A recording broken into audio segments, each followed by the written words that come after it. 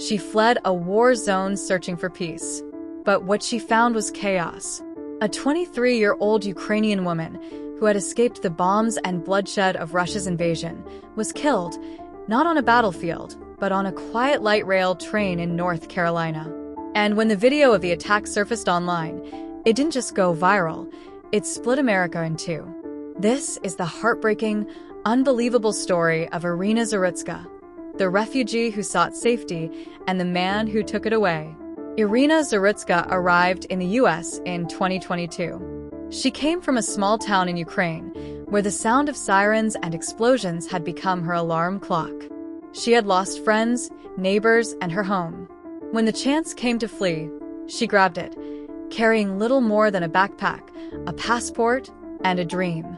In Charlotte, North Carolina, Irina found a community of Ukrainians trying to rebuild their lives. She worked long hours at a local pizzeria, often smiling through exhaustion. Her coworkers said she was always the light in the room, the kind of person who would offer to cover shifts and bring homemade pastries for everyone. Her biggest dream?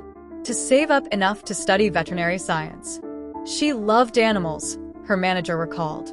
She said, "Back home, I had a cat named Luna. When I finish school, I'll get another one here." For the first time in years, Irina was hopeful. August 22, 2025, a humid Friday afternoon. Irina clocked out from work around 4 p.m. She texted her roommate, "Home soon. Pick up something for dinner." She boarded the LYNX Blue Line light rail, a route she'd taken dozens of times before.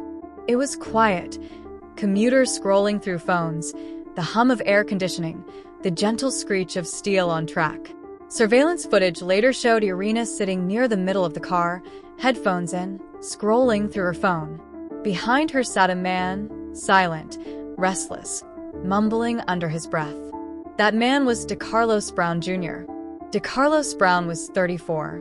To some, he was just another face on the streets. But his record told a darker story, 14 prior arrests, ranging from robbery to assault. He'd been in and out of jail, and even more tragically, in and out of psychiatric care. Diagnosed with schizophrenia, Brown had stopped taking his medication months before the attack.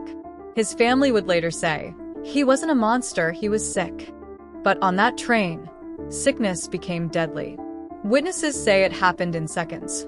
Without warning, Brown stood up, pulled out a folding knife, and lunged toward Irina's neck.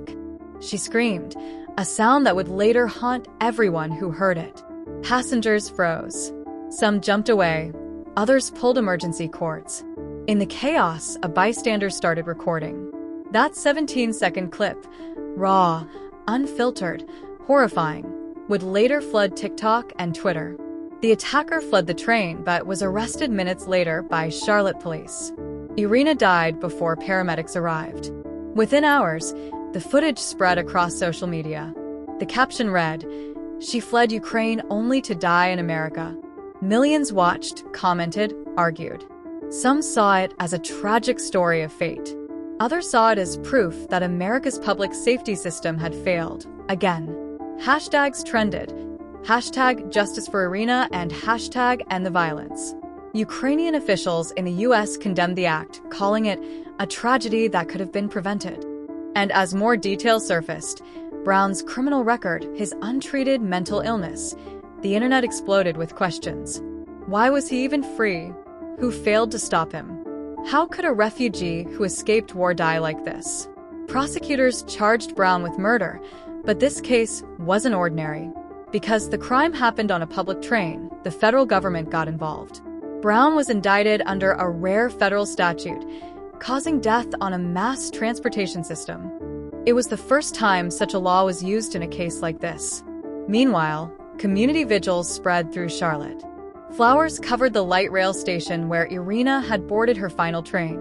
At one vigil, a child placed a hand-drawn butterfly next to her photo. Weeks later, a local university named a newly discovered butterfly species after her, Irina's blue.